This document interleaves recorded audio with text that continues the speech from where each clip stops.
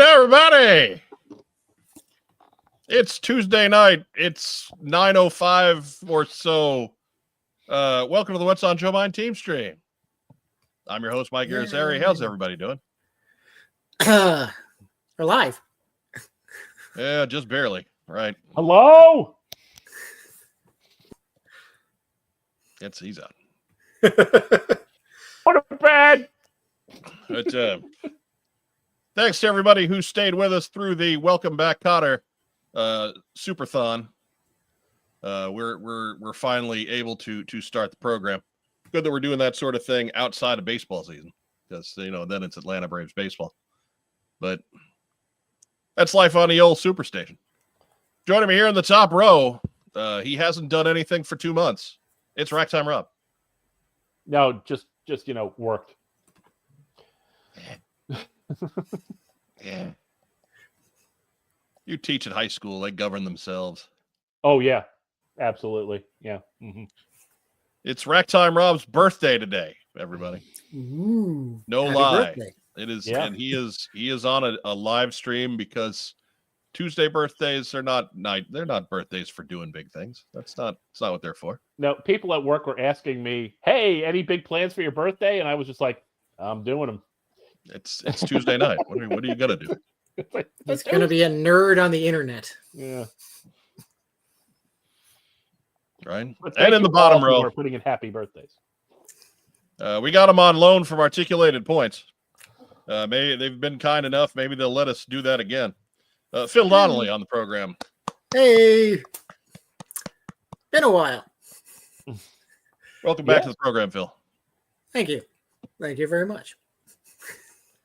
Jeff Butler's got it. Finally, the What's on Joe Mind team has come back to Tuesday.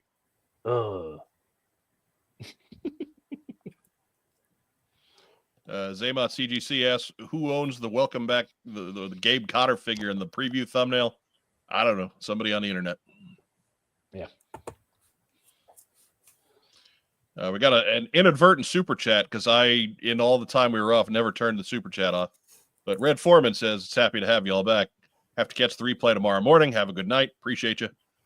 Funny thing about being gone for 6 weeks or 2 months or whatever the heck it was, almost 2 months. We actually have more subscribers now than we did when we left. There's the secret. Stop. Right? Scarcity. It drives up demand. Right. Right. Our view hours are way down, but our subscribers are up. So I figure we do one show every 2 months. Just kind of keep that going. Back on the old podcast schedule then, huh? Right. Something like that. Once a month on the old podcast. That'd be that was a dream. That first couple of years we were pretty regular, but then after that it kind of turned into about maybe a bi-monthly to quarterly thing because there was just no freaking news. Right. Rickship 85 has the math figured out. Silence equals subs. Right. And Firefly, of course. Well, your subscribers are up now. We'll see if that lasts to the end of the show. Some of us are old. Look, as it normally goes, we will lose 2 subscribers within 12 hours of the end of the program and then spend the rest of the week making them back. So If we play Matlock in the background, then the old people won't go away. I should just have the 4th window going with a Matlock rerun going. Stream of Matlock. Quiet down! I can't hear Matlock. What we need to do is run something in the 4th window that has fallen into public domain because of poor copyright filing. All right, first year of Disney Mickey Mouse cartoons it is. Yeah. And I'm thinking more, obscure early 80s TV dramas. Like the one where Martin Short played a lawyer. I forget what it's called though. Oh yeah, I know. I mean, it was in between SCTV and Saturday Night Live. It was that year in between. Yeah. So yeah. Either that or, some well-known movie like Charade or McClintock. Pop that weirdness in the comments if you got that one. Night of the Living Dead is public domain. I'm wearing my big work glasses. They're humongous because they actually help me see the screen. Well, some other guy sent us a super chat using his corgi money. Jim on Sports with $10. You know, that's ill-gotten sports betting money.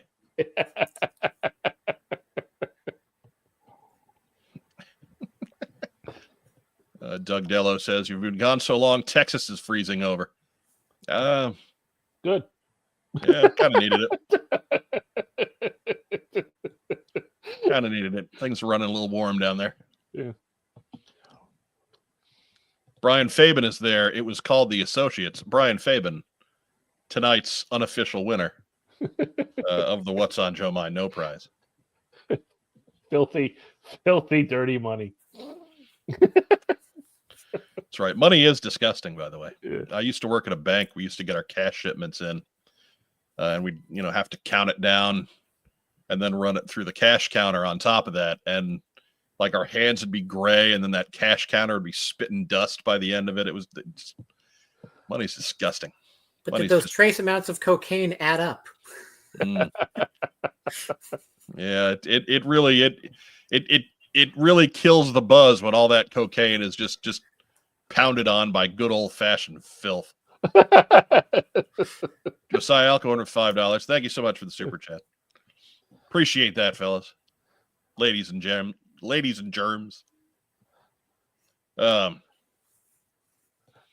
Rick Ship 85 says that wasn't dust, it was booger sugar. Look, man, whatever it was disgusting. It was both. It was count cash, walk to the bathroom, wash your hands twice because that's what it took, and then come back to finish doing your job. Jake Rose, boob and sock money. Gross. Yeah. Even new money, even uncirculated money. Filthy. You never know what the mint's up to. Well, you know what happens with that new money? Before they send it out, they let ducks swim around in it. It's terrible. Wealthy ducks. Those are coins. That had nothing to do with the bills. He's done the bills too. And it's just one duck. Just one. But anyways, to fill everybody in, we are tweaking the format of the show a little bit.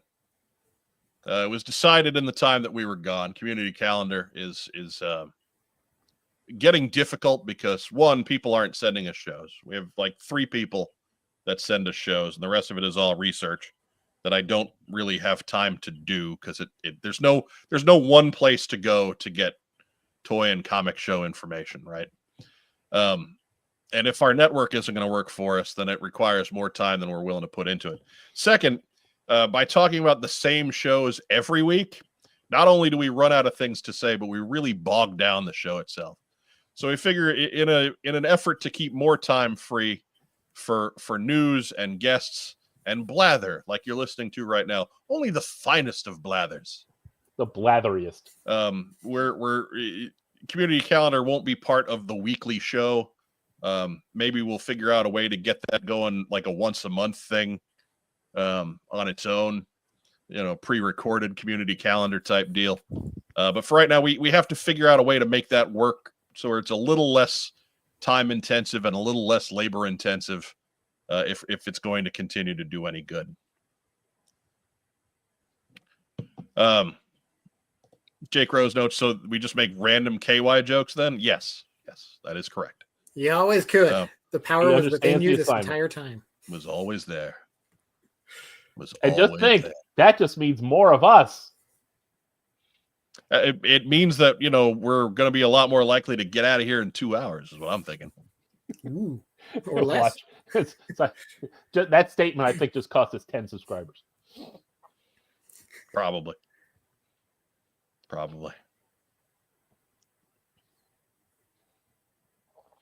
But anyways, we'll figure that out. Like I said, community calendar certainly not dead. Lord knows it's got its own mascots and video components and So we don't want to just do away with it. It's too big of a thing to be a part of a big thing. It's got to be its own thing. It's breached containment, is what you're saying. Right. Matt Rubin. Yeah, those 10 subscribers just slid their way out of here. There's our KY joke. Good job, Matt Rubin. Yeah, that's right. So again, don't worry about sending me, live chat. We're not going to discuss what to do with community calendar on the show here. If you have some ideas, put them in the big comments down below. Make them a little bit more permanent so I can go back and act. If you have a good idea, I'm more than happy to use it. I'm not sitting here saying that, we're the Lord geniuses on high and we'll figure out what to do. We're more than willing to figure out what you guys want to do. Just give it to us in the big boy comments down below so that we can actually, read them without having to go through an hour and a half to 2 hours of video every week to do it. While you're messing around with buttons down there, be sure to hit the like and subscribe stuff. They're kind of in the middle area now, I think. Right below Phil, right in Phil's gentleman zones. Oh my. But be sure to like and subscribe if you haven't already. If you're catching us on the Facebooks, go ahead, give us some kind of a reaction. Give us a thumbs up. Give us a heart. Give us a little huggy guy. We do love little huggy guy. Do all those cool things that make the algorithms go around, because that's really where we have problems. The folks that come by and visit, God knows you guys do it every week. But we need you to be better about clicking buttons for us, because we're really having trouble spreading the word, because social media is a loaded game and we don't have the cash to spend our way out of it. So either donate or, I'd rather just have you click buttons, to be honest. I don't want to be on the hook for money, that much money. That's not true. I'd rather be on the hook for loads and loads of cash. But realizing that that's not realistic, click buttons. Andrew Gaugan says, still subscribed, still liked. You'll have to send me a cease and desist letter to stop. Well, we have some good news for you for later in the week then. Figure Six Pack with an important question. Did you guys root for the Chiefs or the Eagles for the Super Bowl? Phil Donnelly, what did you think? I didn't care who won or who lost. So yeah, Phil is one of those guys that screams "Ew, sports ball" and runs out of the room. I was watching for the commercials. Rob and I, as Giants fans, in no way would we ever root for the Philadelphia Eagles. Screw them. I hope the city of Philadelphia continues to burn. That's not true. Jim Buttel is there. We can't root for that sort of thing. But in no way will we ever be rooting for the Philadelphia Eagles. No, never. It's not possible. So we were hoping for Chiefs three-peat, if only for that. Yeah. Not out of any great love for the Chiefs. Right, Not right. that we have anything against the Chiefs, but No, I got nothing against the Chiefs, and frankly, it was pretty exciting to see them have the opportunity to do something that's never been done before. But I used to live in Kansas City, and it's terrible. It's just a boring place to live, and I'm in Indianapolis now, so that gives you an idea of where my standards are. I'm not Mr. Excitement, and Kansas City was a boring town. So that's that. It really, again, speaking as a Giants fan, this season was just a long, cold slog across an arid tundra of crap. All right, Figure Six Pack needs some correcting. Figure Six Pack says that Duke is from Kansas City. No, Duke is from St. Louis. Other side of the state. Duke is from the good town in Missouri. St. Louis. Lived there for 10 years. Great place to live. Duke grew up on Toy Man toy shows. That's right. Duke went to Toy Man 7-8 times a year. Because that's what Toy Man does for you. Build strong, healthy bodies like White Castle. Jim on Sports is correct. Being a Giants fan was fine if you didn't pay any attention to them whatsoever. Yes. Yeah, that is true. That is true. You want to know what's strange? My alma mater provided me with more football thrills than the Giants did. Yeah, Rob is an IU grad, so the fact that Indiana University went and had themselves a 12-win season, regardless of how it ended, just going to the college playoff and having the opportunity to get greased by Notre Dame, is just that's enough of a thrill for an IU football fan for a lifetime, frankly. Go ahead, Rob. My only regret is that as a joke, I didn't place like $10 on IU to make the college football season, and then just laughed it off. Right. I mean, there were several Saturdays where we would be watching college football, which is an oddity in and of itself, because I went to a smaller school. I went to Southeast Missouri State. Occasionally you see them on ESPN Plus, but they had a real good team this year. They went to the FBS or no, the FCS. Yeah, FCS playoffs. now, yeah. And what used to be 1AA. They went to the FCS playoffs this year, so they were real good. And then Indiana was real good. And so there were several Saturdays that we were here. We actually hired a paramedic to sit in the room, just in case, because it was a little necessary. Oh, SEMO basketball tearing up the OVC this year as well. The men's basketball team. It's a good year to be a Red Hawk. Too bad On the contrary, IU's basketball team acting like the football team used to. Yeah, kind of goats. Yeah, kind of not the good goats either. No, gotta specify nowadays. But yeah. I don't know how goats went from being, such a terrible thing to be. Now it's just greatest of all time every time. No, losers used to wear goat horns. That's what they.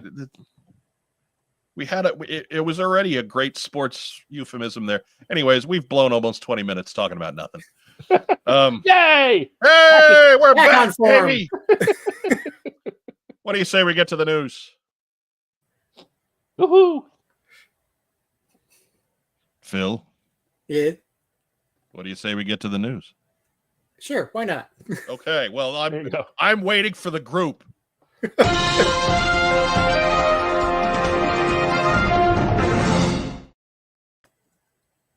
Go. First news item. And folks, we've been off for a couple of months now, so we're a little bit picky and choosy in the news that we cover. There wasn't a ton, right? January was pretty empty as far as G.I. Joe news went, so it's not like we're skipping a bunch. But if we missed some little thing, shut up about it. We don't care. We got the big ones. Hitting the bullet points. Hans Chow kicking in the door. Woohoo! Thank goodness you guys are back. Happy New Year. Wishing you all the best and blessed of the year. You too, Hans Chow. You too. The door was unlocked. He could have just turned the handle. It's not his way, man. We have a special breakaway door just for Hans Chow. I bought a 6-pack of doors at Menards. So I got an 11% rebate. So anyways, the reason everybody's busy tonight or everybody's free tonight is because, the Hasbro Pulse fan stream got moved. I was hours away from announcing that we were going to come back tonight. And then Hasbro Pulse says, "Oh, look, fan stream." And I was like, oh, friggin' great. Because there's one thing that I would have loved more than coming back. Because already, let's face it, a little more nerves than usual tonight after being gone for as long as we were. The only thing that would have made that much better was like 12 hours of last minute show prep. It would have just made it perfect. So thank you, Hasbro Pulse, for moving the fan stream. We appreciate you. I appreciate you. Rob's production tasks wouldn't have increased any. He's terrible. I'm sorry. I'm normally busy during the day. Yeah, well, that's the problem. So am I. So thank you we appreciate you, Hasbro Pulse fan stream, for moving to March 18th. I know most of the fandom has been very vocal in their disappointment in this. I say, nay, nay. February 18th fan stream is bullshit. March 18th fan stream, that's the stuff. That's still a Tuesday, though. It's right, but I'll be a little bit more in the flow. Except it's the day after St. Patrick's Day, so everybody's going to be hungover. Good. Yes. Then they won't notice when I get the wrong pictures in the slides. Yeah. They won't notice at all. Anyway, Hemlock's sake. There was in accompaniment to the announcement that the fan stream was delayed. There were some references to the Dreadnoks sabotaging the effort. So did you guys? Are you like me? Did that send your antenna up and thinking that maybe that's a hint towards things that are going to be revealed to us? Sure didn't, but then I wasn't really paying attention that much. Maybe. I mean, on February 1st, as I'm sure you're going to talk about in a moment, we got a whole bunch of digital renders that had nothing to do with Dreadnoks, but that one actually just missed the cut. No, it didn't. It didn't just. We will get to that in a few minutes. It's the only news for 2 months. I got a feeling, like Craig Cohan, I got a feeling that means that this year's HasLab project right there, Thunder Machine. That's my guess. I don't know.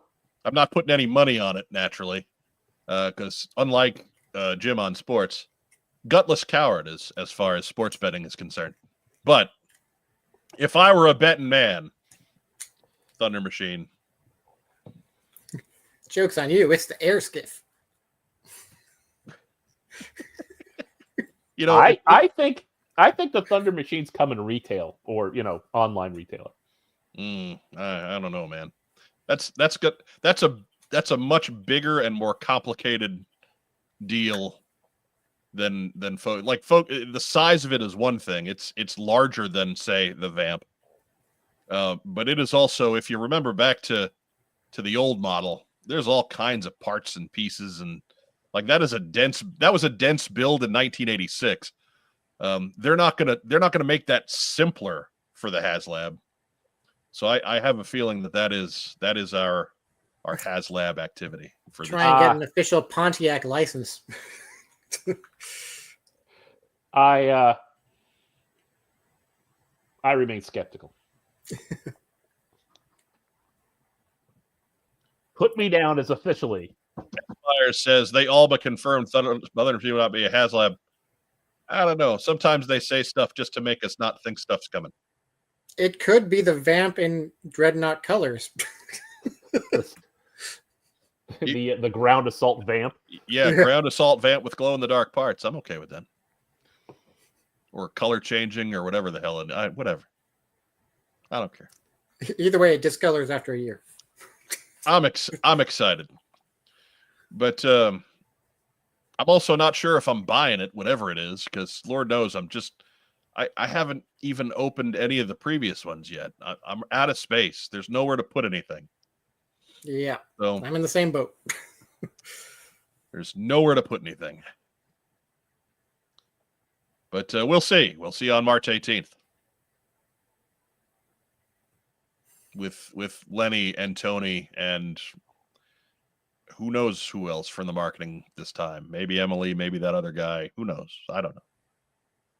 I won't have an in.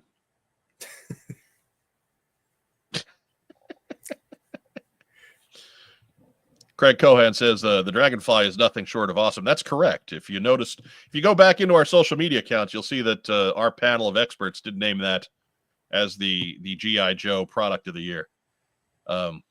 Just because I don't have anything open doesn't mean that Rack Time Rob 2 Room is down. Does not. So I've gotten plenty of time in with the Dragonfly. There may be pieces that are broken or lost or things like that, but I don't know anything about that. That just means it's well loved. Yeah, no, it means he's reverted back to his 3-year-old form and just breaking my crap again. Just smacking it into the wall. I mean, God forbid we do things like that when we're 3. Not like anybody's keeping score. Apparently, Rob is. If I grew up in any other household with the condition that my childhood toys are in today, they would consider me the careful one. But I grew up in a household with Rob. So therefore, I was a thuggish brute. Well, one of your figures doesn't have a thumb. Yeah, I know. I grew up with Rob. Anyways.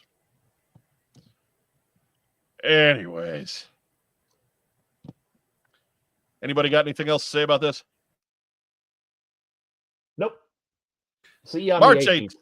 March 18th, 11 a.m. Eastern. Check it out on YouTube. Maybe we'll do something that day. Who knows? Andrew Goggin, Mike, here comes trouble. Here's Harry. That's right. Next news item. People say that now. Back on Christmas. Yes, that's right. Christmas. We got and over. I think it was Christmas and the day after Christmas. But we found out about Hiya Toys' next entries in their line. They've got Torpedo and Zorana. That's a match made in heaven right there. That's get out of here, mainframe. Torpedo's the guy for Zorana. But Hiya Toys, I got to give them some credit. They're better than I thought they were going to be. Phil Donnelly, you got any thoughts on Torpedo and Zorana here? Torpedo looks fine, but I don't know.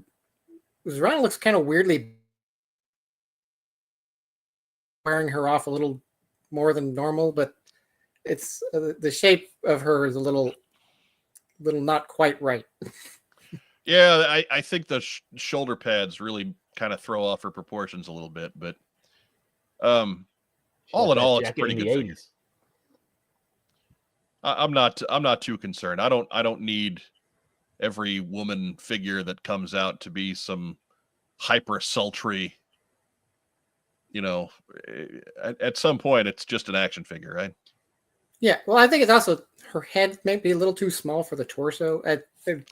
Something's off in the proportions.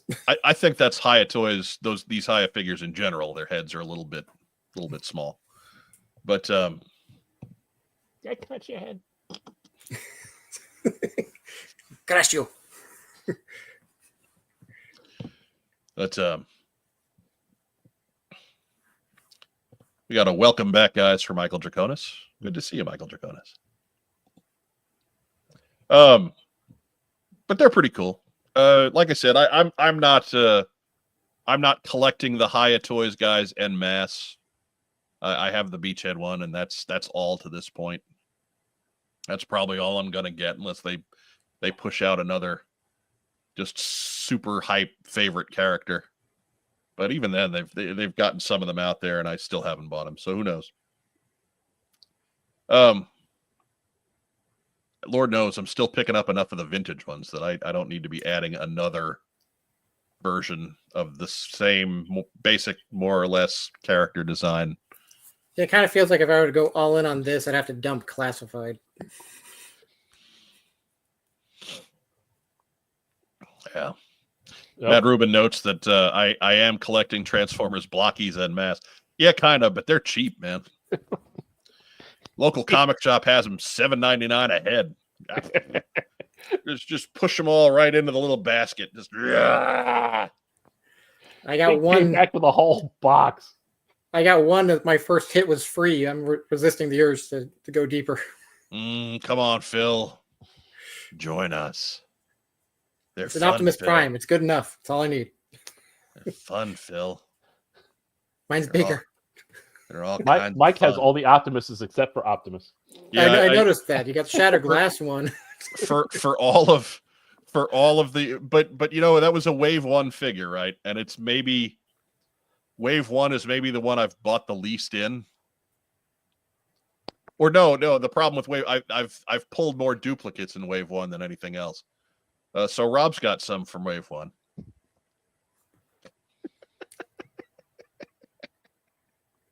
That's Rob's collection right there. Yeah, Stuff the doubles. The doubles. I don't want this. You can have it. Well, I mean, look, man, he's too lazy to put them together on his own. So everybody wins.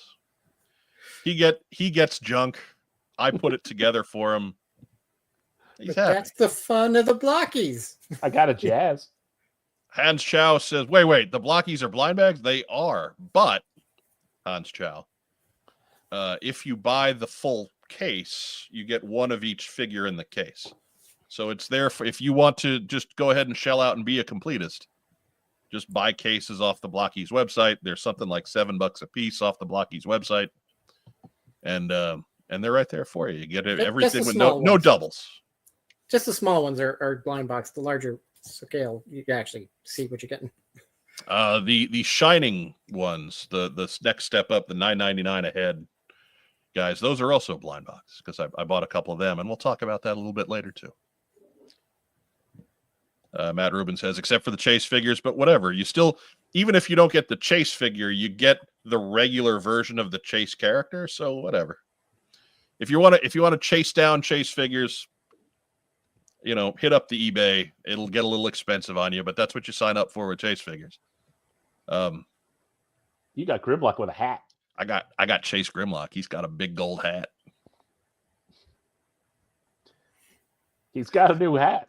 I am so charmed by the dinosaurs in that line, the Dinobot dinosaurs. Oh my God. I can't get enough. Again, we'll chat more about that a little later in the show. Racktime Rob, what do you think about these Hiya offerings? They're fine. I have them at 6 inches, so there we go. Right. Toy Kind of Mood, Travis is checking in. Welcome back, Legends. Legends? Stop. That's about time somebody noticed. Thank you, Travis. Jim on Sports, Soundwave with a derby hat is quality. Soundwave, I got to pull the Soundwave. And that is the one non-double that I gave to Rob. Rob is a big Soundwave guy. So I gave Soundwave to Racktime Rob. It's the one that he can call his own. And I have yet to get another one for myself because that's how it goes. I can't complain about luck with this. Last Saturday was perhaps the peak of my blind box experience for my life. I'm never going to have a day that lucky again. So yeah. Rachel Salinas notes that Hiya Flint is a wolf. And I agree that would have been a guy that I would have thought about picking up, and he's kind of ugly. But yeah, I'm with you on that, Rob. If I was gonna, classified's enough, and even then, classified is in a lot of cases too much. But yeah. Anyways, moving forward. Next news item. That's right. We haven't been gone that long. Dramatic pause. Had some digital renders pop out on February 1st. And we are officially the last to talk about these. But talk about them we shall. We've got the two vehicle releases here. We'll use that term loosely. We'll start with the easier one first, because I have a feeling the second will cause a bit more discussion. But Phil, what do you think about that Cobra snake armor? That is a very cool update to kind of a robot from the 80s who was really showing his age even in the 80s. That's well put, Phil. That is well put. A 70s robot in the 80s. That's what I'm saying. He was showing his age even in the 80s. That was a 50s robot in the 80s. That was it looked like it should have been yelling at Dr. Smith, but anyway. Danger, Cobra command. But I dig that snake armor. That's exciting for me. That's because let's face it, the original snake was kind of got shelved when they put out the Bat in '86, didn't it? Yeah. Like there was no point to that snake armor after the Bat came out. Nobody used the snake armor to hypnotize Joes. That just nobody did that. Nobody. You'd put a figure you weren't using that day in there just to hold it together, because it did that better than that little plastic tree that it came with did. But But nobody was using that thing for that. So I kind of dig this big bulky boy with his different weapons attachments and all that stuff. I like him. I don't know if you're going to be able to fit a figure in that thing somehow. Doesn't look like it. You ball them up. It depends Right, on the scale. Right. And I know folks out there they've noticed that flame effect, that that plastic fire piece. They've tried to size that up with torch and use a figure to kind of size it. That doesn't work, guys. That may not be in scale. Yeah, no telling if that's a 3mm peg or a 5mm peg. Yeah, that doesn't work. So we'll see on that one. I have a feeling that will be a point of discussion on March 18th. It'll fit a Hiya figure. I'm sure. It'll fit either Hiya Torpedo or Hiya Zarana. Available in summer 2025 for just $25 a piece. I feel like we're going backwards. Yeah, I do. I do too. But Cobra Snake, they didn't show us a driver, so I'm going to assume that there's not a driver, and it's not meant to be that way. I just have a feeling this is going to be some heavy assault battlefield robot. And good, because that's what he should have been anyway. That may make it affordable. Right. So that brings us to the first square on there, which is, of course, Crankcase with his Ostriker. And yeah, there's been some opinions launched on this one. So I'll start with mine, and I know it's one that is. I chatted about this a little bit with former host, the Honcho, Mark Weber. I'm fine with the Ostriker looking the way it does, but those wheels are a miss. Those tiny ass wheels. That is not all weather and environment. Those suckers ain't getting you through some of the potholes in town outside. They're little, and they take away from the overall aesthetics of the vehicle. I hope they can make those bigger, or I hope somebody out there who does these sort of things as add-ons makes bigger tires, because that really makes this thing look kind of wimpy. Like you wouldn't think that wheel size could take you from badass military Jeep to golf cart, but here we are. I'm not really a fan, and maybe I'm just overselling that. I don't know, but it. Secondly, it just feels a little lightly armed. Not that the one from '85 that we've seen 100 times since was a big hitter or anything, but at least had that big old gun on top, and it could pack a little bit of a wallop. This looks like it has that machine gun, and that's all. So. No, there's more. Sure. Yeah, kind of. I mean, it's got the rocket launchers too. Yeah. But they don't pivot. They don't move. Or they look like they move. So I don't know. It's a step back, and that's not something I'm used to seeing in the classified line. I kind of dig that it's got a seat up there for the third passenger. Yeah. Like that I like. Yeah, but I like that they have that weapon pod controllable by somebody. But I'm not in love with the weapon pod itself. Phil, what do you think? Well, it's clear they're actually trying to make it more like the real world dune buggy that's actually out there with the third seat and the 50 caliber there. Yeah, it does. The tires, I mean, I can take it or leave it, but it does kind of feel like if you paint a little mouth on the winch there, you can fill the car with some 70s hippies and go have a mystery solving adventure. Speed buggy! Or film a Juicy Fruit commercial. Even better. Juicy Fruit, it's gonna move you. It's gonna taste, get you through you. Anyways. As much as I appreciate the Ostriker, though, I always kind of prefer the Vamp anyways. And I'm probably going to skip this one, honestly. Same. Well, Rack Time Rob, what do you think? Those front wheels are bugging me a little bit. I don't know. Maybe it's because they placed them level, and you're not getting it just looks weird, like the wheels are up in the air, like Speed Buggy. I don't know, but I'm gonna have to we're gonna have to see a real shot of this, I think. Craig Cohan chiming in. A room is soon. Thanks, Tink. All right, there we go. That was the guy's name, wasn't it? Tinker. That was the shaggy looking guy that hung out with Speed Buggy. Yeah. I could not tell you the generic dude and girl that were part of that team either. They were all just reskins of the mystery. Pretty much, yeah. Yeah, it was just pretty much Scooby-Doo, except the dog was the car. Right. Yeah. Mechanic Fred and Mechanic Daphne. I could not tell you their names, but Tinker, he was on Laugh Olympic, so I remember him. Yeah.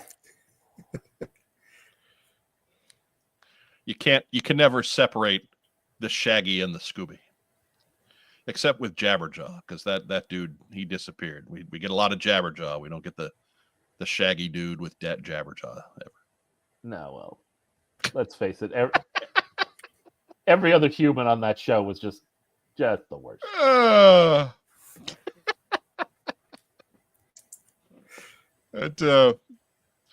Yeah. So and Crankcase is cool. Like that's not a bad figure. That's not a bad Crankcase. Yeah. But it's Crankcase, right? Like he's not enough on his own to get me to shell out $100 to $120 for a Jeep I don't like. So hopefully there's something that comes along that tries to sell me a little bit more on the Ostriker. But right now it's just kind of meh. It's just kind of there. Just a thing. Yeah. It's no vamp. So when they do the actual reveal and we see some like real picture shots, they may be selling us on that then, because their photography for those selling shots are pretty good. Right. Sure. They always do a great job setting up diorama displays with what they have to sell. I'm gonna need to see something pretty dynamic for it to move the needle for me on this one. A real working motor. And Xiao says there's no awe in that striker. Well said, Xiao. Well said. Unless it's just aw. Oh. Ain't it blue and yellow? Then it'll sell. I believe Rachel Salinas has the same idea. Yeah, hey, there we go. It's just Phil's live chat hitting faster than yours are minded. But for $100 or more, it's a pass. That's an easy pass. Also on February 1st, we got to see the Slice and Dice 2-pack, and we got Darklon as a single box figure or a regular release. We'll start with the 2-pack there. This was just in terms of the toy, maybe the big winner for February 1st for me. Those guys are loaded. Lots of cool new ninja type stuff. Slice and Dice are pretty distinctive characters. We've got all kinds of ninjas in this line already, so they feel like they felt like they were missing, so it'll be good to get them in hand. And I'm pretty happy about how those guys look like they've turned out. Rack Time Rob. Yeah, I mean, Ninja Force for me is pretty much going to be a pass, but maybe not these two guys. These two guys are pretty honking cool. They're kind of selling me on this, even with their digital display. I'm kind of like, Michael Draconis winning our trivia question for the night. Speed Buggy had the humans Tinker, Debbie, and Mark. There we go. Thank you. I was pretty sure. I was kind of sure on Mark. Had no clue on the girl. No idea. Bart asks, "Is Darklon sticking his tongue out?" No, that's just his mask. Maybe he is sticking his tongue out, but it's under the mask. Phil Donnelly, what do you think? Remember when Hasbro was trying to push slice and slash on us way back when? I'm glad we're not doing that anymore. Yeah, no, I refuse. That has been pushed from my memory. I can't wait till we get the repaints of Orange Slice and Not Red Ninja. Yeah. These are fun though. I dig it. I like the little half cloak and the hat on this guy to turn them into very anime characters if we want. Right, right. They're just, we can go full banana on the anime with these guys if we want to. And then we've got Darklon. Folks seem to be really responding well to Darklon. I don't care about Darklon. I dig that Destro's got family and all. But yeah, I take it or leave it, and I don't need a Darklon as a definitive part of my Joe collection. What do you think, Phil Donnelly? I'm actually kind of partial to Darklon. I don't know. It's just kind of the weirdness of the green camo with the orange and red. But I will say, you damn youth. I will say, all these years later, and I still don't know which way is up for his rifles. We'll find out together. Well, I mean, I thought the handle was pretty clear there as far as where the trigger is. Yeah, but there's interpretations off of the original gun and which way was up on the original gun. I still kind of feel like I don't know. The stock should be up the way it's angled, but whatever. That's just how they're going with it. I have a vintage Darklon mere feet away, and I'm still not inclined to look. So, Greg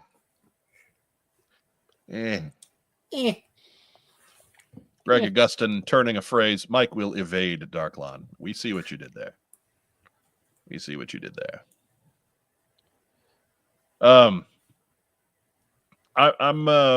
Again, I don't begrudge you if you like Darklon. It's just, I've already gotten to the pick and choose phase with Classified a little bit, and that's just not one that's a pick for me. Racktime Rob, what do you think?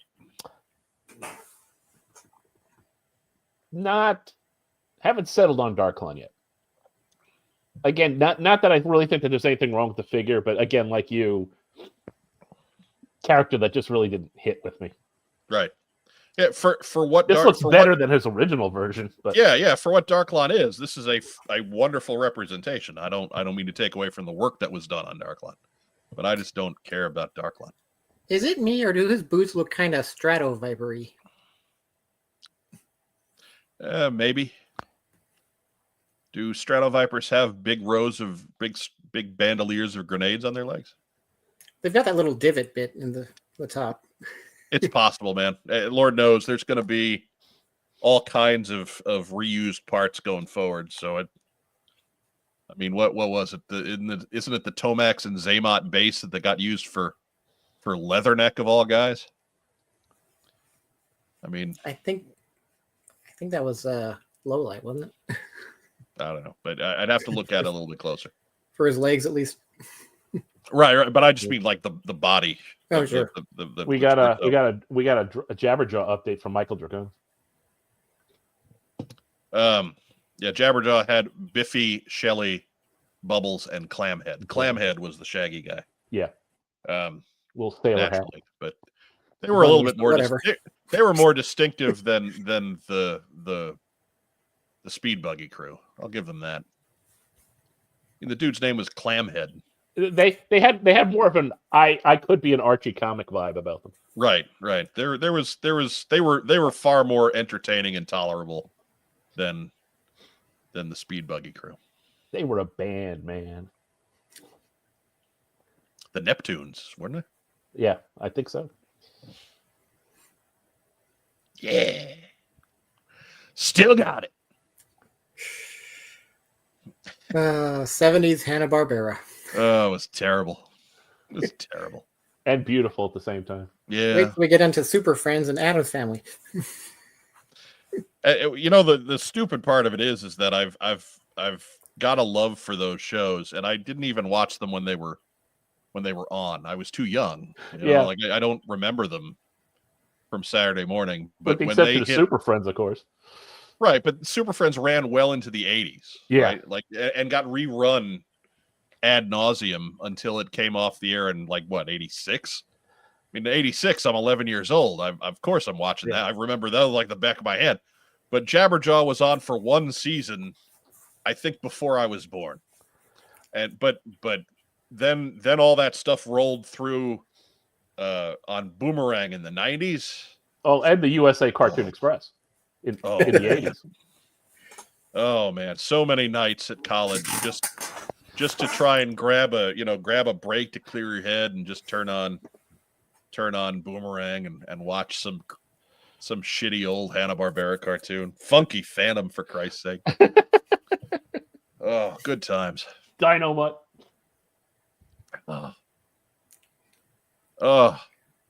Anyways, moving on. And then we've got a couple from the mass device, or the search for the mass device, or whatever the hell whatever that subline is. Bunch of mass holes. Yeah, mass holes. We saw Snake Eyes the last time they did a reveal, and this time we've got the Diver 2-pack, which comes with the heavy water. They're fighting what appear to be tube worms, Rob. Really? And then we've got the sand with a Sunbow inspired breaker. He's got the bubble gum, so that makes him pretty cool. Yeah. But here again, reactions seem to be mixed. I'm not entirely sure why, because these guys are pretty straightforward for what they are. But what do you think, Phil? Well, first of all, with Breaker, if we're going Sunbow inspired, why don't we give him the web gear that came with Stalker? Make him a little more accurate to the time period. And I don't care about the divers. I never really did. Even the 2008 releases were just kind of for me. So these two renders don't really do much for me. Those divers in 2008, Phil, I got a bunch of them, and you want to know why? Because they were cheap. Because I went to Target and they were on clearance for 47 cents a pop. Bang! You can redo that whole episode. Yes! Officially the least I ever spent on a G.I. Joe. Including in the 80s. Pop. I mean, I remember even when they were regular retail, they were still only about like what, $5? So in the 80s, the least expensive Joe that I got was Sci-Fi, because I went to the local Genovese, which was just on the other side of the highway. That's right, the drugstore run by the Italian crime family. And it was mistagged at 59 cents. So I saw that, and immediately my grubby hands fished every bit of change out of my pocket, and I had 80 some odd cents, and that turned out to be the lucky number that day, enough to afford a G.I. Joe. So you thought it was a smart idea to rip off the mob. I didn't mistag the thing. I the just mob took made that advantage. mistake. I took advantage of somebody's mistake on that end. Billy the stock boy at the Genovese in Baldwin, New York, he probably sleeps with the fishes. Did you ever see Billy the Stock Boy again? he is there. I never saw another 59-cent Joe again, so yeah, I guess not. He is with Luca Brazzi. He sleeps with the fishes. What do you want a kid for? Yeah. Andrew Goggin says the Yellow Diver gives him a nice Adventure Team vibe. Yeah, like I dig those guys. It's a well done figure. I don't necessarily need the torpedo / 60th anniversary Navy diver rainbow team, but I mean it's cool if you like if you like them, you like them. They're well done. So by all means, go for them. I kind of agree with Breaker Phil. I think if they went with the Stalker gear, then why don't he'd probably be on a retro card instead. So I'm okay with a little bit of a change there. But Viper Scout says you paid 59 cents, but it was declared $59 on their taxes. That's how they got around the feds. They would have occasionally slipped that out and just mark it. Right. Andrew Goggin says, so Mike ripped off the mob? No. I still have the full card from that Sci-Fi that will prove my innocence. Billy the Sock Boy dumped in the lake with Fredo. Toy Bounty Hunter pushed up daisies. He's picking turnips with a stepladder. With a step ladder. That's what happens to people who don't pay attention to what they're pricing. Gabagool! I like that. Picking turnips with a stepladder. That's Oh. Rachel Selena says they'll make good bases for the depth charge and wet down customs. Okay. Who's got a wet down custom ready to go? I do not. I just thought that was the placeholder name because they lost wetsuit. yeah. I will probably get a breaker. Just because that dude, I like that he's a little different, and he's looks a bit more functional than the guy that came with the Ram. I mean, if there's a stalker on clearance on Amazon, maybe I'll just do the swap myself. Sorry, do we trust you with X-Acto knives again, Phil? I trust myself with a boil and pop or my heat gun. Just saying, man. The state of California, it's a matter of public record that you're not supposed to handle knives in public situations.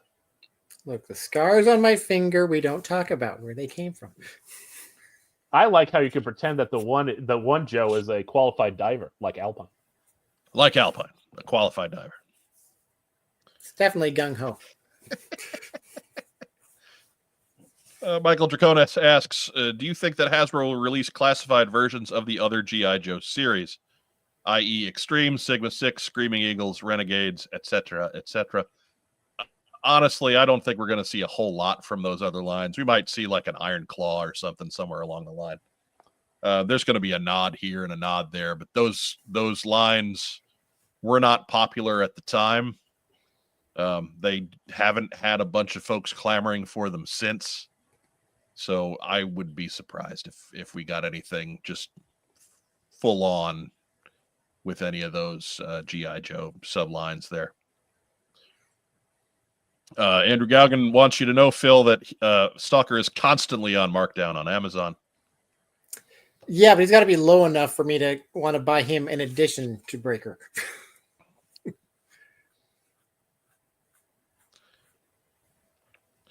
Doug Dello says, I get confused when they go with a cartoon-based one, but then he has the comic bubble gum. Which Breaker are they going for? Breaker had the gum on the cartoon at least once, wasn't it? I think maybe once. But it got there. And look, man, if that's the head that you want to just put it on the green one. You know, it'll whatever, it'll fit, it'll work. Jim on Sports reiterating, Gabagool! He's been to that. He's been to that Genovese. He knows.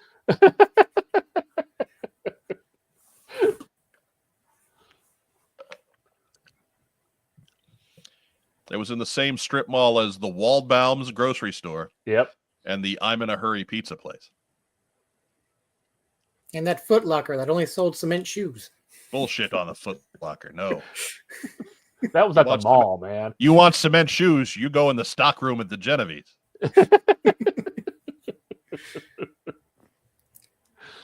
Just insult somebody's mother. They'll take care of you right away. Craig Cohan, after a cold snow day off, I have to teach tomorrow. Good night, all. Happy birthday, Rob. So there you go. Craig Cohan, ladies and gentlemen. Let's give Craig Cohan.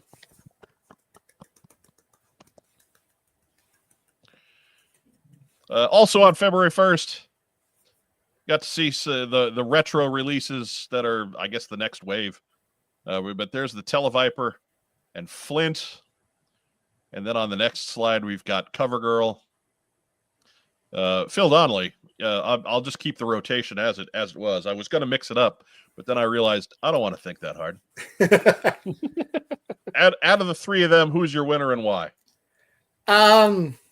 Probably Flint, just because the annoying scar through the eye in the first head sculpt being done away with here is just helps me out a lot. I did not like the scars on the faces on those earlier figures. It didn't bother me that much. It seemed like a nod to the old 12-inch line. Well, then it should be here.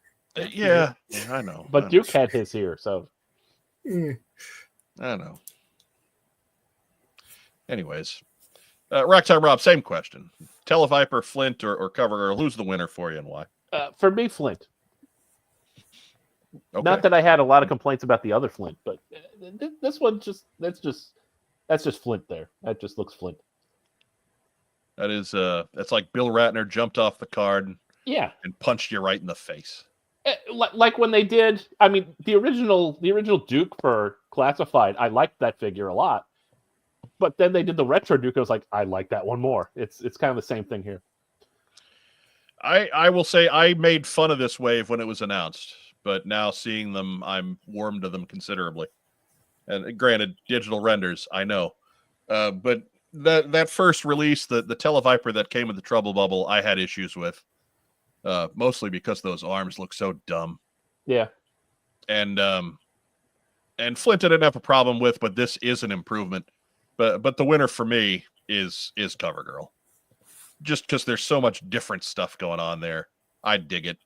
They're it's I know for whatever reason the trendy thing seems to be to do the Sunbow, the early Sunbow CoverGirl with the blonde hair and the green jacket. But you know what, they've added enough to this. They gave her the sledgehammer. She's got that weird alternate head that's pretty awesome. Just good stuff here. They put the work in to make this a fun figure. So that's the winner of the three for me. But all three of them, I think that may be a retro wave on par with Duke, Scarlet, Recondo. I do wish they'd give her the thing strapped to the thighs that the original figure had, though, just to give it a little more visual interest. But other than that, yeah. I'd have to go back and look. Maybe that wasn't there in the cartoon. Yeah, probably not.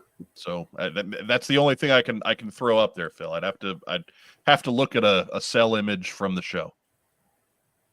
I'd be surprised if they were. That'd be the type of thing you'd probably be simplifying in the design to save pencil mileage. Right. She had the one scene in the garage when Snake Eyes came back, but other than that, she wasn't really in that miniseries a whole bunch. So I would be surprised if she had a real complicated design. Yeah, apparently the green one did not have it, but the toy accurate design did. Yeah. Toy Bounty Hunter says Sledgehammer equals toll booth equals bridge layer confirmed. I think what you want to focus on here is that Sledgehammer equals toll booth equals Tiger Force toll booth confirmed. Championship.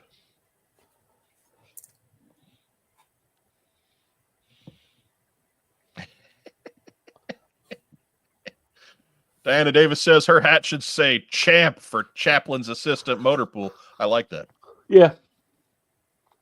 Maybe it should. I like that. I'll start making a little sticker to put over. Right. Make a little heat decal.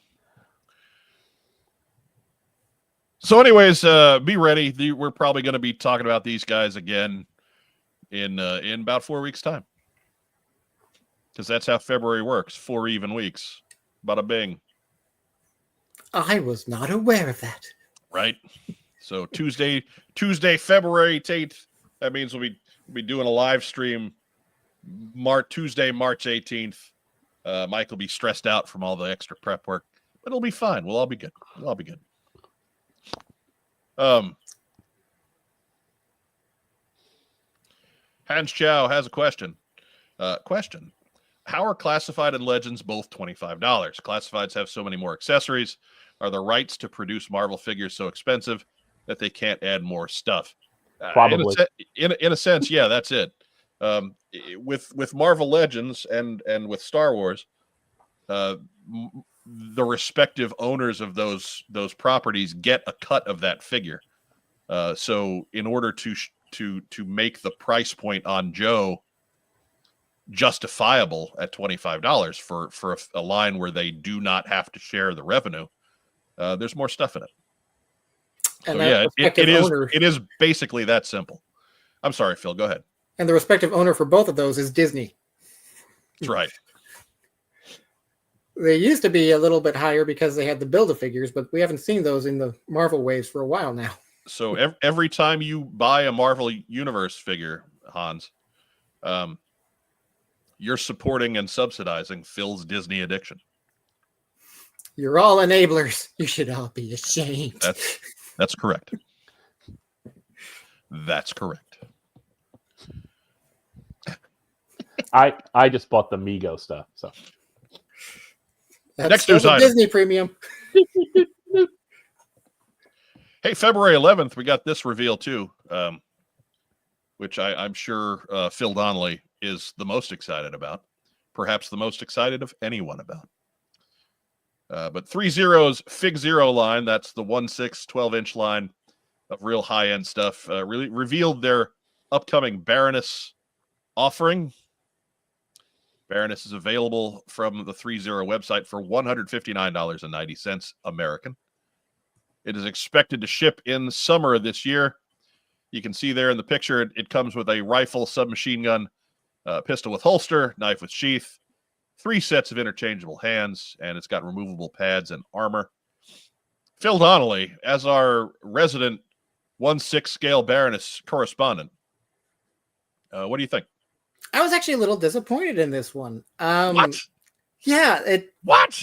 I was really digging the concept art they showed at Comic-Con over the summer, but this, I don't know, something was lost in translation. The head with the hair kind of going right up against her scalp doesn't seem right. It kind of feels a little more cartoony than we've been seeing from this line. And I don't know, it's just something kind of not quite doing it for me on this. I don't know if it's maybe the bodysuit having pants that are a little kind of baggy or what, where it seems like she's got like a wider bottom half than the top half. Again, something's off with the proportions on this figure. And I don't think it's going to be replacing my Sideshow one anytime soon. Uh-oh. The glasses came off. That's going to be fun to find. Well, maybe it is. Good job, Phil. Good job. Look, that Baroness sacrificed for the show. She's our hero. So yeah, I don't need this one. I'm stunned. Yeah. Phil's saving at $159.90 and passing it on to you. I contain multitudes. Ragtime Rob, what do you think? I'm not getting it. That's understood. That's assumed. Yeah. But what do you think?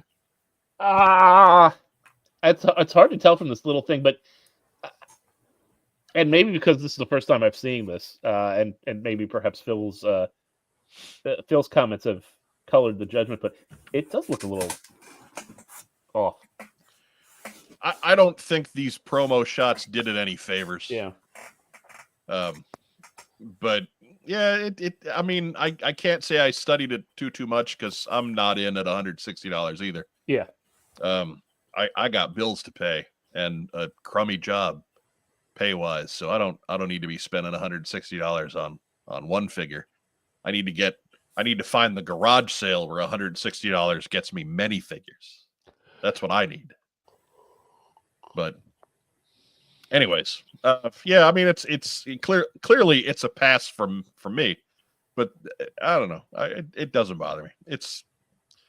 It's more high-end G.I. Joe stuff. I don't think about any of it too hard.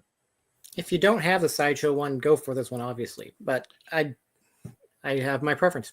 Yeah, I would say that the head seems a little small based on this photo. But again, it could just be the removable shoulder pads don't really work, and maybe that's making it look small. Again, I'd have to see it. I'd have to see better photos. We'll just leave it at that.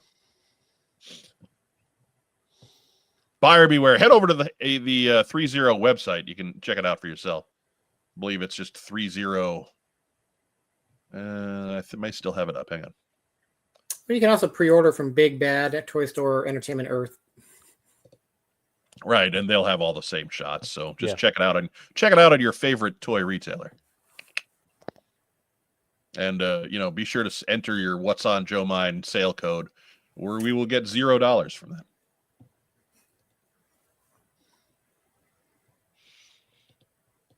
And doesn't seem to have made a difference that I left the super chat on anymore, does it?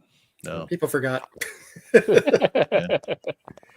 It's not something we do very often. I mean, we do it so seldomly that I forgot that it was on from the last time. But anyways, moving on. Next news item. Hey, also, this is from yesterday. Oh my! But the Instagram account One Stop Diecast, which is the Instagram account for that website, showed off this as part of the 2025 Hot Wheels pop culture wave. That's the Sky Striker in all of its diecast glory, which is cool. It also that wave also includes a Skeletor motif van, like down by the river, no windows in the back, lure the children with candy kind of van. Yeah. And let me add, Masters of the Universe is the perfect property to be airbrushed on the side of a van. I have decided that, like, Skeletor on Panther on the side of a van, 10 times cooler than like the Merlin stuff that everybody got back in the 70s and 80s. The Lord of the Rings crap. Yeah, that is bullshit. You give me Mechanic on the side of a van, and I'll show you. Anyways, I'm not going to finish. I'm not going to finish that statement because it's going to get us demonetized. A van that won't be rocking. Right. So you could a van that will not be rocking, but a van that will be filled with candy. Also in that wave, the black Dodge van from Old School, where they went and kidnapped their pledge class. I love Old School. I love that movie. If I find this wave out and about, I may buy that just because there's no Old School merchandise out there. I need to get an Old School Hot Wheels van. You need to look at it and see if the old Blue's in there. Anyway. You're my boy, Blue. Deadpool's scooter is part of this. And then Biff's Ford Coupe from Back to the Future that got buried in poop. And I know you're going to ask me now, is the Hot Wheel covered in poop? Yes, it is. Wow. It is. I believe it's pronounced manure. It is with poop. It's fertilizer, sure, but that's poop. I hate manure. Anyways, these are expected in pretty soon. March is the sale date on them. So any day now, I guess, is really the safe thing to say. You can head over to onestopdiecast.com and pick up a full case that is 10 pieces. It's 2 full sets, one of each of the 5. For $77.97, they'll do discounts on bulk orders, things like that. So just plain old Jay asks, where is Axel Foley's crappy blue Nova? Good question. Maybe they released it in a previous year, but this is what's on tap for 2025. So pretty cool to see another Sky Striker item coming from Mattel. I'm just going to say it right now. There's far too few no steps on there. Right. Maybe there are, Phil. Maybe you just got to get get your little jeweler's glass out and. I'll be counting each one individually just to make sure. So we'll throw a hypothetical out there. Back time, Rob. If G.I. Joe licensed G.I. Joe vehicle, or if Hasbro licensed G.I. Joe vehicles to Hot Wheels to do vehicles in this scale, would you buy them? If I saw them, yeah. I think I might. Phil. I just had a vision of a Hot Wheels scaled Rolling Thunder, and that brought me joy. So yeah, probably. That's gonna come with tracks leading out of it. The cannon will shoot cars out of it. It'll be great. Right. If Hot Wheels wanted to just shoot the works and do like a Vamp racing set, now you give me something where I can shoot with a loop. Yeah, shoot Jeeps along on those plastic tracks. Oh my God. We got a second floor balcony right behind me. You know where those cars are going.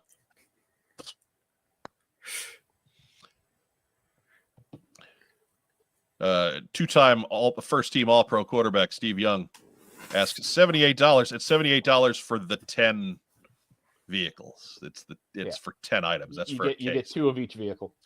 You get two full sets of each if you go to onestopdiecast.com. I'm sure that as we get closer to their release, it's going to be a lot easier to find these either getting sold singly online or at your local Target, Walmart, Walgreens, whatever, any place that sells Hot Wheels, which is pretty much everywhere. Even the grocery store. Yeah, grocery stores, hardware stores. I mean, bank, you can't swing a dead cat without hitting a place that sells Hot Wheels. So don't panic. This is one of their high-end lines. It's all diecast, so they are a little bit more expensive.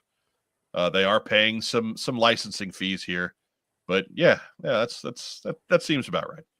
But if you're paying basically 10 pieces for about $80, you're still coming in at under $10 for this thing. So yeah.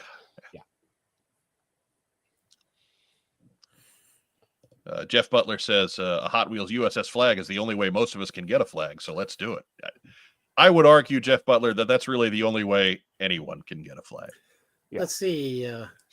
But just think, you can use the track and shoot the jets off of it. It'd be fantastic.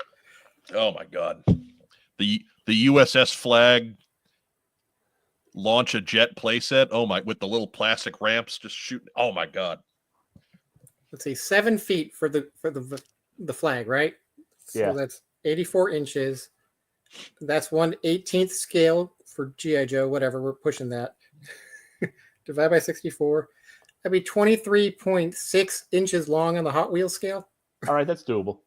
Yeah. Take my money now. If they do just plain old Jay asks questions from the viewers in the third row. Does Peter Pool come with the scooter? No, he does not. There is no character on the back of the scooter. It's just the scooter. You're gonna have to shove yourself into that Deadpool suit. Right. It's kind of cool to see a Deadpool themed piece of merch too, with the Deadpool logo, not like a Marvel logo or something. Yeah. So it's pretty neat to look at in package. Again, I would direct you to the One Stop Diecast website. You can see pictures of all of it, or their Instagram account, which is at One Stop Diecast, as you can see in the little watermark there. They've got everything up there too. So it's neat stuff. Again, I'm not buying all that stuff, but I may just break down, get Black Dodge Van from Old School. That may just be something that gets thumbtacked in the wall and hung right there. Just You're my boy, Blue. You're my boy. Love that movie. Almost as much as I love Dodgeball. Like, it's neck and neck. Just a Hot Wheels car of a wrench.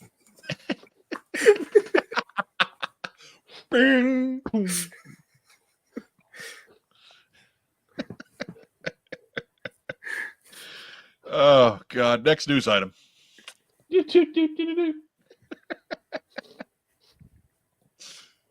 Hey, look what's coming. Hey, available tomorrow, G.I. Joe 4. Ooh. Rated RR for Robot Rally. But things are getting hairy here at the halfway point of the first Skybound G.I. Joe comic book arc. And how do I know it's that? Because the solicitations came out for issue 7 today and said that that's the beginning of the second one. So there you go.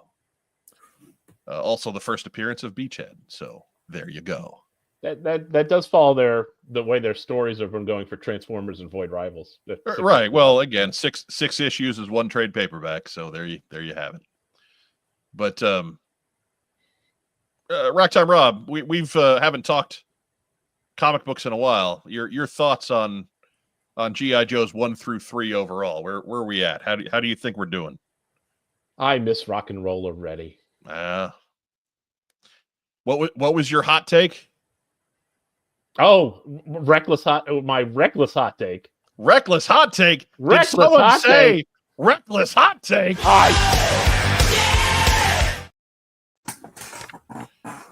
Give it to us, Racktime Rob.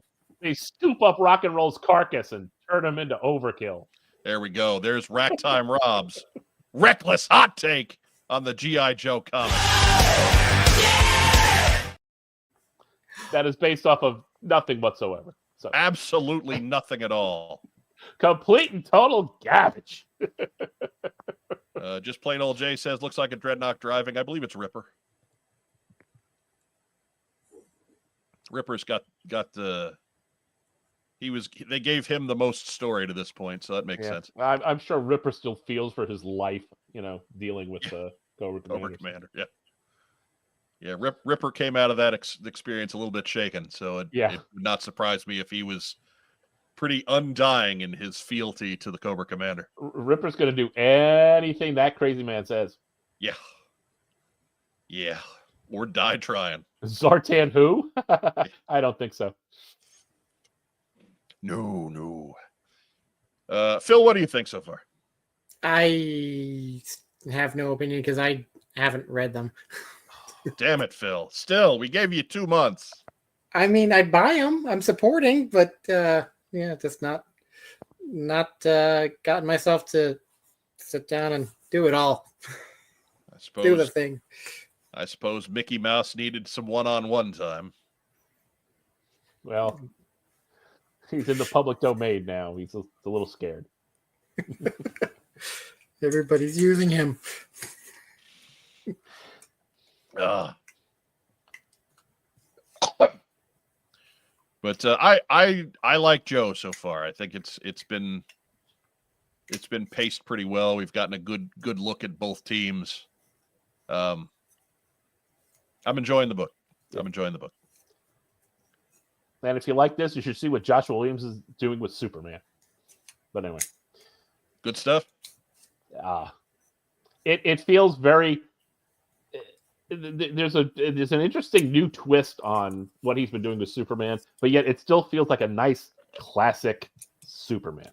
The supporting cast is all in there and everything, and they're using them and they're building those characters too. It's not a kind of written for the trade type of, it's just kind of harkens back to the old, the old John Byrne, Jerry Ordway days, Dan Jurgens days. So going deep into the 80s and 90s on that one. Yeah, well, that was a good run of Superman. It was a great run of Superman. Yeah. Before focusing solely on crypto was a little out there, but not at all. Crypto's an integral part of things. Anyways, that is available tomorrow. Probably too late to get it on your pull list, but it's available at your local comic shop. If you're going to my local comic shop, don't touch those Transformers blockies. Those are mine. So help me. Those are mine. He will hunt you down. I would appear in a puff of smoke and just tackle. No, I gotta stop. I gotta stop for a couple weeks. I gotta cool down. Last week, quit anytime he wants to. Last week was too many blockies. Last week we kind of blew the whole budget last week on blockies, but it'll all work out. We'll all be fine. Who needs food? I certainly don't. Look at me. Good Lord. Anyways, next news item. Oh, well, I guess not yet. We still have some Skybound bits. And that's just a simple one. Real American Hero 314 is next week. So 1 week from tomorrow, the Larry Hama book pops out its new issue. We'll talk more about that next week. Yeah. But your one-stop shop for pre-production photos. That's right, surveillanceport.com. Surveillance-port.com. There we go. Finally got that right. But if you want to get all the latest squeaks and peaks about what's coming down the pike, Eric does a real good job of getting that stuff presented in a real nice, clean, easy to follow format. So be sure to check out surveillance-port.com. Favorite it in your browser. Check it out daily. The man is posted every day for something like 760 days. Every day there's something going up. Just go. He's not even paying us for this plug.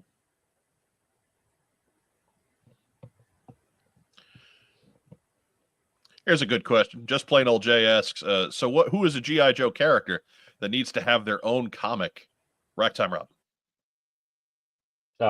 Clearly it's Ice Cream Soldier, but I mean, for real, who needs his own comic? Who's got a story to tell? I don't know. I mean, I think you know what? If you're going off of the current Skybound Energon universe continuity there, I would say, given the amount of things that are not, of business that they have to take care of, I would say right now, Scarlet. I think there's more stories to be told there. Or certainly in that circle of things, with Scarlet and Jinx and Storm Shadow and et cetera, et cetera. They have not yet been folded into the group at large. So yeah, that's a good call. Phil Donnelly, who would you think? Well, my joke answer would have been Shebang, but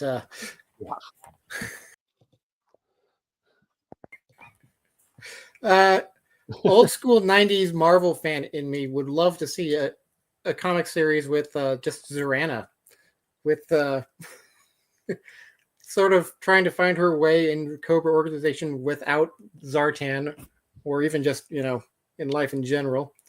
Always got to fight off her own little clingers on, like Road Pig. They'd be fun, wacky adventures.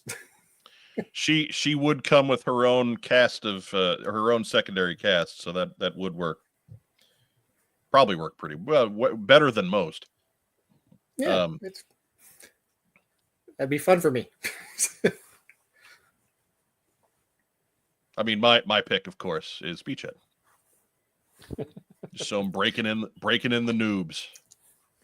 It's a 12-issue maxi series of G.I. Joe's basic training. Right.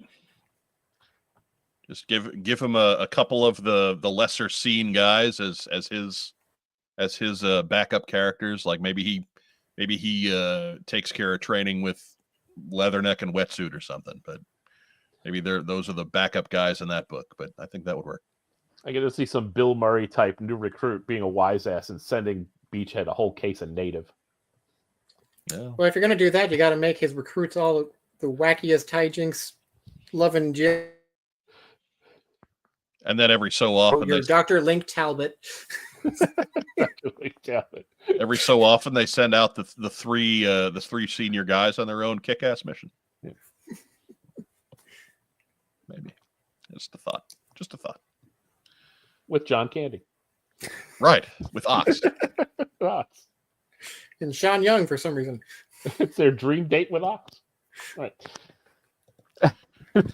Don't forget, head over to the What's on Joe Mind swag shop on TeePublic. All of our stuff is on sale through February 23. That is 25% on. I think it's actually 35% on tees this week, but it's at least 25% on everything. Enjoy deep discounts on everything site-wide: sweatshirts, mugs, magnets, stickers, caps, and more. Link is in the comments down below, or I guess it's in the description, but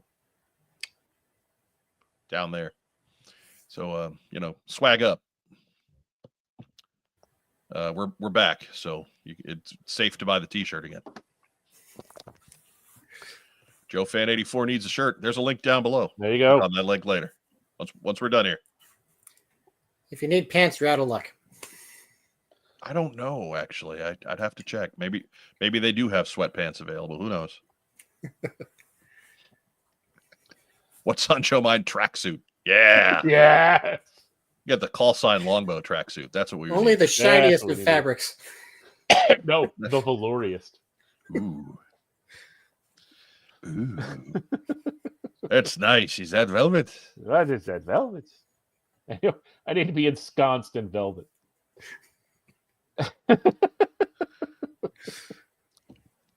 Chunky Tank Kitty and his Meowler Tank, brought to you by the G.I. Joe 3D Printing Podcast. Be sure to join Mike, Mark, and Archwan when they get together with their various guests, or don't, and talk about their own projects. Mad geniuses with 3D printers, those men. Every single one of them. If you were tuned in this past weekend on Sunday, they talked to Derek Hicks, who designed a 12-foot classified scale flag. So be sure to check that out on their channel. I don't know if he's got an actual working copy of this 12-foot flag, but they're certainly going to be showing off all the plans and what have you. So that seems undersized. Right, it does, but it's 12 feet. I know. That's the sick thing for all these people going out. We need a HasLab flag.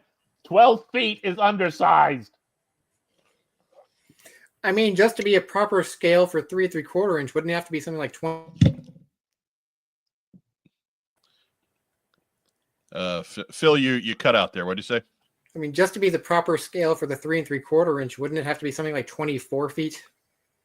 I would think. It was something like that. It was I think 21 was the number, but still. Yeah. I mean, you have to be able to fit like 1,000 figures on it. So yeah. In battle stations and in living quarters. Yeah. So Dennis Fleming asks, the Gunny, will Joe Fest have a What's on Joe Mind t-shirt this year? Probably. We got to figure out if we're going, first off. Yeah. Second off, it's February and I got more time to design than that. Don't rush me, man. Come on. Settle. I can't scold the Gunny. The Gunny's awesome. So the answer is, yeah, we hope to. We hope to be able to go, and we hope to have a t-shirt design. I don't know if we're going to be handing out t-shirts again this year because that was kind of expensive, and those t-shirts kind of suck as far as how well they've held up upon washings. The shirt itself is fine. Yeah, the shirt The is design wonderful. The shirt is lovely. Just the quality of the silk screening on it was left a little to be desired. But anyways, yeah, we hope so. We hope so. Doug Dello says, we all know we'll be designing it as they travel down to Georgia. I would say that's not true because it's a long enough drive. Right. But this time last year, I think I was getting those shirts in March.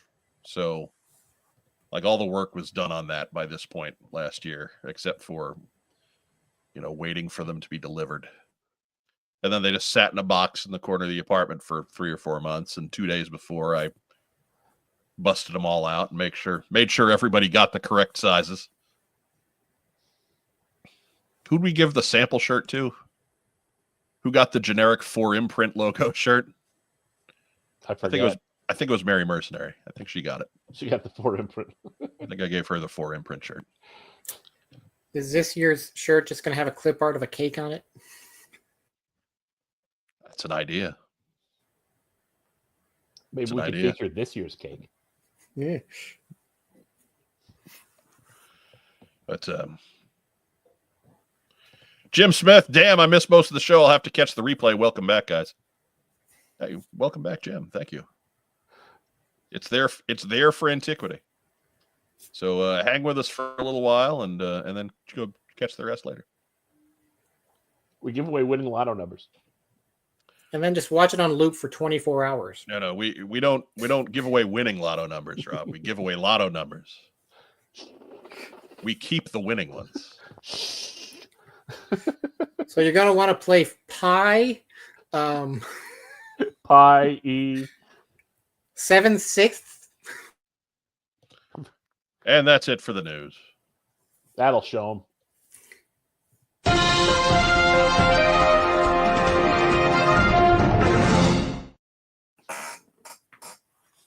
And as is the advantage of not running an hour's worth of community calendar, we can roll right into what we got in. Phil, do you have anything you want to show off?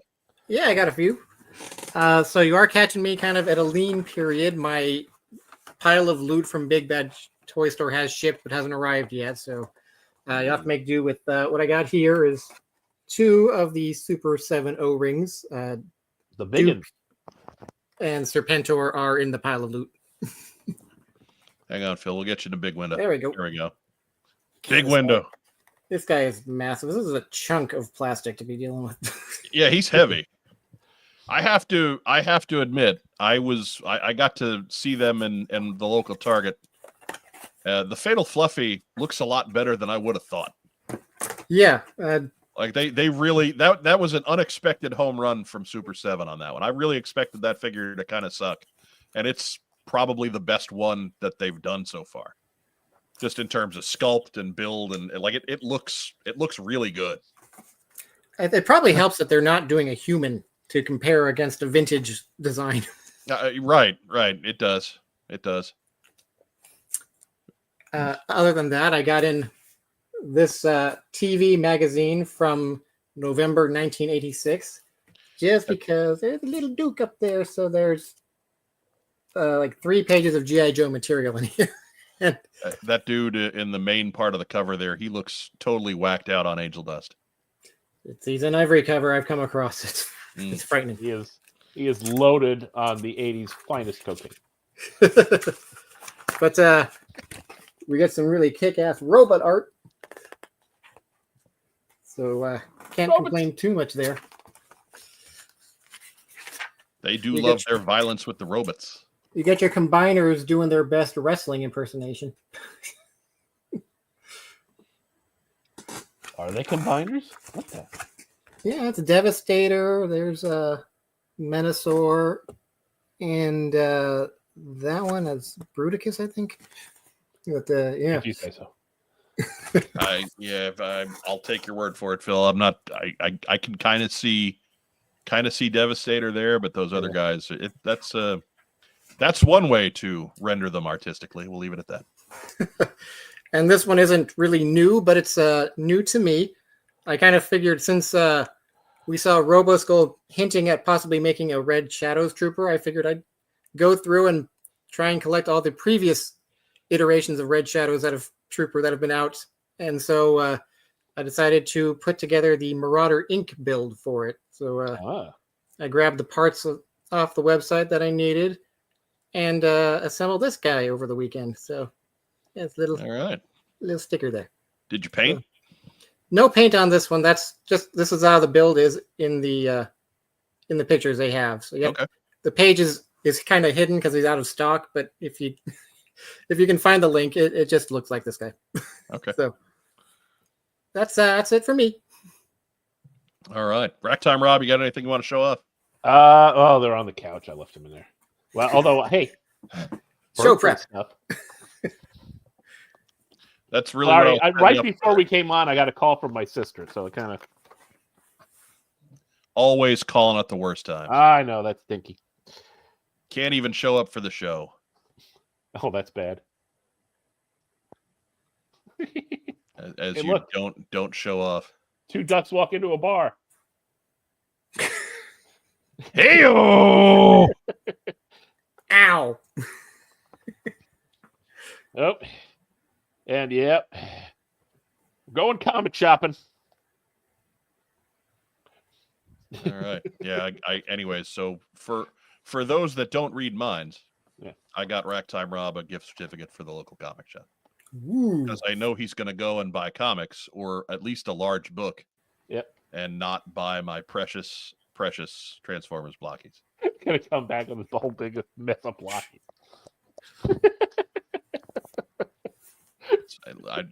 I would just require the doubles. That's all I'm saying. I think we have a good arrangement working in that regard. If you get a sound wave, so help me.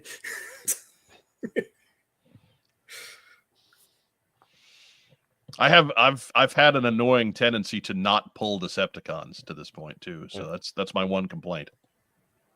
But oh wow, we're all at it. I hit the wrong button. Okay, so let's try that again. Everybody has seen the stuff I got in. It's all over our Instagram and what have you. But I've got a couple of the blockies here. I got Sideswipe. He's part of Wave 3. He's my favorite guy. So I was pretty excited when that happened. And then I bought just one of the Shining Wave 2 I got 2 of Wave 2 and 1 of Wave 1. But in Wave 2 is Sideswipe again. Only he's got a shiny face and he's got his big old rocket pack from the cartoon. The little black out. So I was pretty excited with them. Plus all the Dinobot versions of guys. I don't even care about their robot versions, but those dinosaurs are awesome. I love them. Like children, I love them. But they're over there. I didn't bring them over. That's all. Again, if you want to see everything that I've gotten, it's all on. It's not everything. I still have some more stuff I got to take pictures of, but I wasn't prepared for that tonight. Go down below. We've got our social media all set up there. It's all on Instagram. It's all on Facebook. It's all on Bluesky. Just check them. Subscribe to us in all those places, and you'll see damn near everything I get in anyway. And some stuff that I've had for years and just decided to take silly pictures of now. It's part of the package. It's part of our entertainment gift to you, the viewer. How very generous of you. Yeah. I got a Leatherneck and a Saw Viper and a Xandar, and I'm still waiting on Dial Tone. Aren't we all? Yeah. I've got 2 emails saying he's going to ship soon. Yeah, whatever. Screw you, Lemon. Melon. I forget. No. We'll get a Sonic Fighters version of Dial Tone before we get the regular one. As I misquote one of the great movies from the 80s, Back to School. I should be ashamed. I'm going to remove myself. There you go. How do we end the show now if he's not here? Lemon, I think, would have been a line from 30 Rock. But, yeah, I think close, you know. Good God, Lemon. Good God, Lemon. So let's roll into shout-outs. Phil Donnelly. As always, shouting out my other half on our Articulated Points podcast, Patrick Stewart, not Picard. We just put out a new episode covering Sergeant Savage figures and their pre-production counterparts. So go check out that. We got a good, nice deep dive into the toys. And I'm working on the next episode already. Hopefully have that out by the end of the month. So we're going to keep churning out stuff and just hope you keep watching. It is incredible that you get to do a video podcast with such a great actor as Sir Patrick Stewart. That continues to amaze me. He looks a lot younger than I would have thought too. It's weird. The magic of Hollywood. That's right. It's what it is. Who else you got, Phil? Just you guys for having me on here once again after such a long sabbatical. Thank you for bringing me back. I mean, a lot. Look, people were acting like we were gone forever, and it was 2 months. We used to be able to snap off 2 months in between episodes, like they were going out of style. You raised expectations. You've got notions now. And thanks for the transpiring. And thanks to the viewers for tuning in and making this not an echo chamber of just the three of us talking to each other. Right. Always good. Always good. Ragtime Rob, who we shout out? We're going to shout out to. Let's see, the Chubb Group. We'll shout out to. That's not a shout out. That's underwriting. Yeah. That's different. That's going to get us sued. Well, we're going to shout out the viewers at home. Sadly, we have no tote bags. But thank you for tuning in tonight. Just plain old Jay says, so with Phil on this show, does that take time away from the quality of Phil's other show? To which I say no, because there's no quality on this show for him to contribute. Really, if we showed up on Phil's show, that would only take away the quality from his show. Right. So that would I prepped the other show. Yeah. I used to send these guys rundowns and they just started laughing at me. So I stopped. They're flying from the seat of their pants most of the time. Yeah. Andrew Galgan says 2 months is the longest you've been gone since I started following What's on Joe Mind. Well, I mean, come on, man. We do have a whole library of almost 14 years of material. You could have gone back and gotten your fix. You could have gone back and seen how things used to be in the dark time before the video. So they weren't seeing anything really. Yeah. They saw their computer screen. They close their eyes and see things through The theater of the the mind. magic of imagination. You mean hallucinating? Go or Orson Welles on us. Yes. Woo! What else you got, Rob? That's it. All right. I'm going to give a quick shout out to our friends over at the Bandcamp podcast. If you think a world with book censorship is a terrible thing, you're absolutely correct. Over at Bandcamp, they like to go out and read us books that have been banned for one reason or another. And Lord knows that's a list that seems to be growing far too quickly these days. Sometimes they like to figure out, Jen there likes to figure out what she's missing, and Dan likes his reading without all that pesky reading. So please, if you envision a glorious world free from censorship, as we all should, head over to Bandcamp, give them a listen, get yourself educated on the classics, and do that today. You can find them wherever you find your audio podcasts, Apple, Spotify, Podbean, etc. Just check them out. Bandcamp with 2 N's. Let's all get banned together.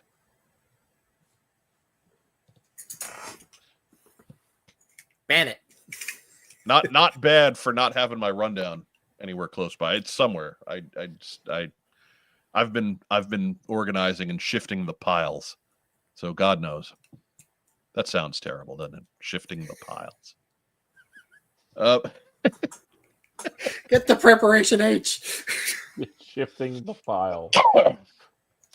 Oh, so again, I'm going to reiterate Rob's shout out to everybody at home giving us a watch, whether you're here checking us out live or you're catching us on recording, because Tuesday night doesn't work for everybody.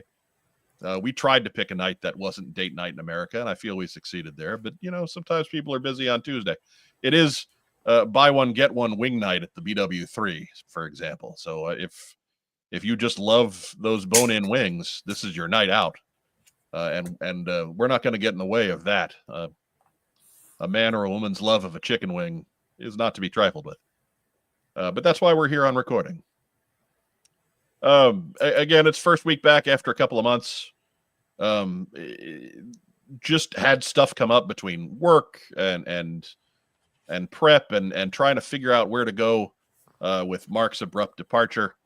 We just needed some time off. Things were not fun to do for a couple of weeks there. And we need to recover from that some, just to stop, take a breath, get back on the horse, and get back to some sense of normalcy.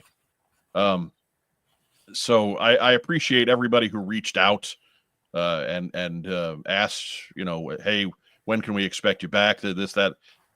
Truthfully, I didn't know what the answer to that was when most of you were asking, which is why I just started putting every post in our social media with "we'll be back in a few weeks" and leaving it as nebulous as possible.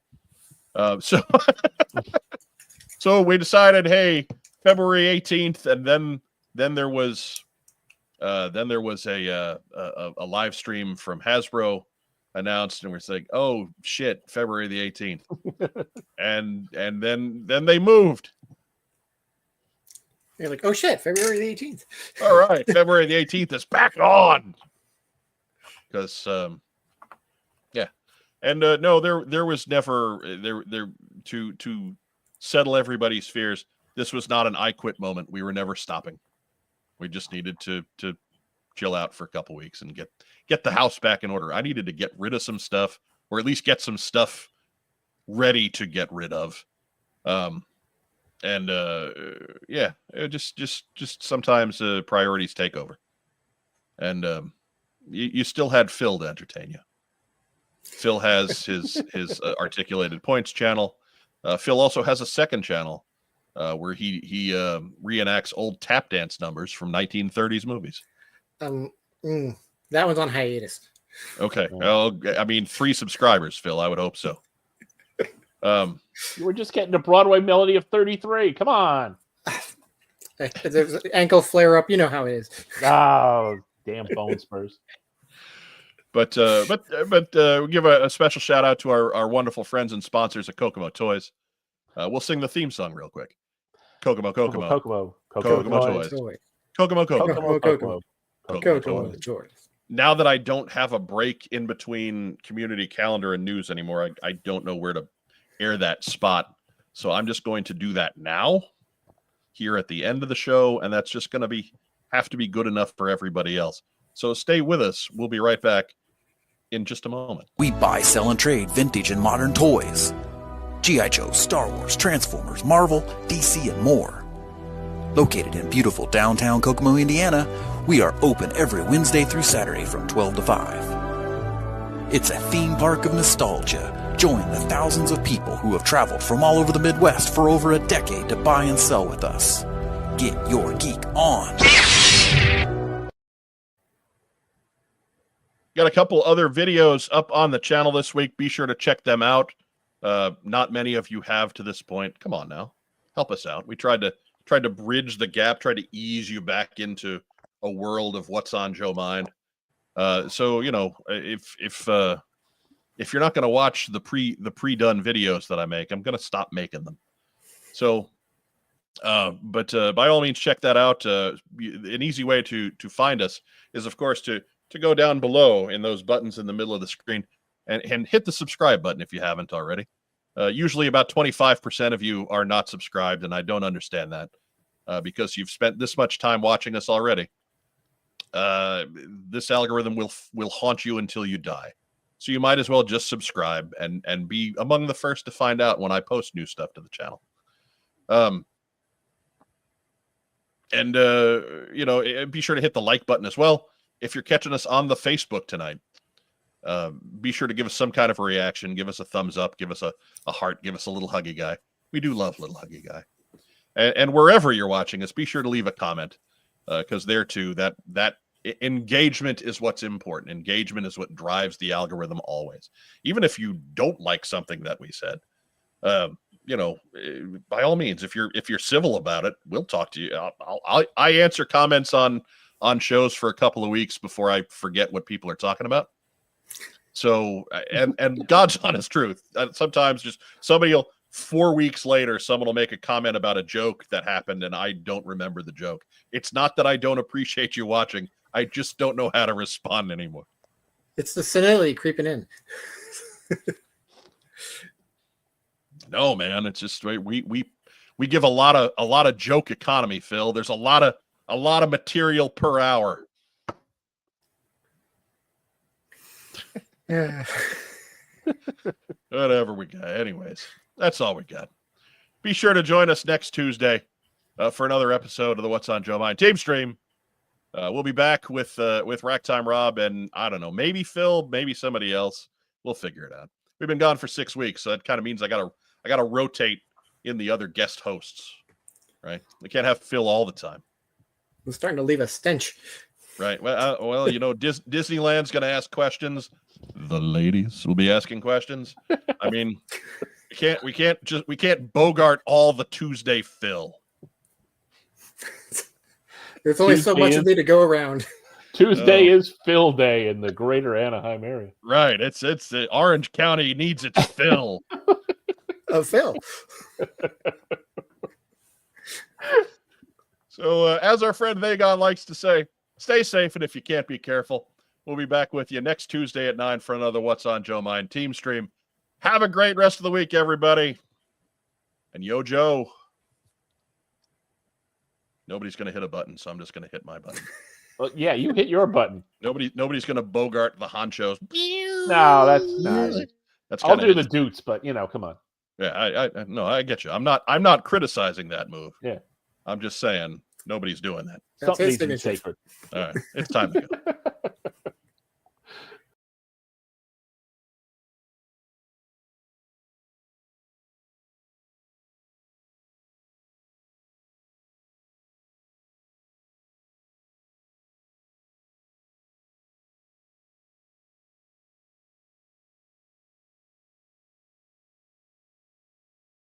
Oh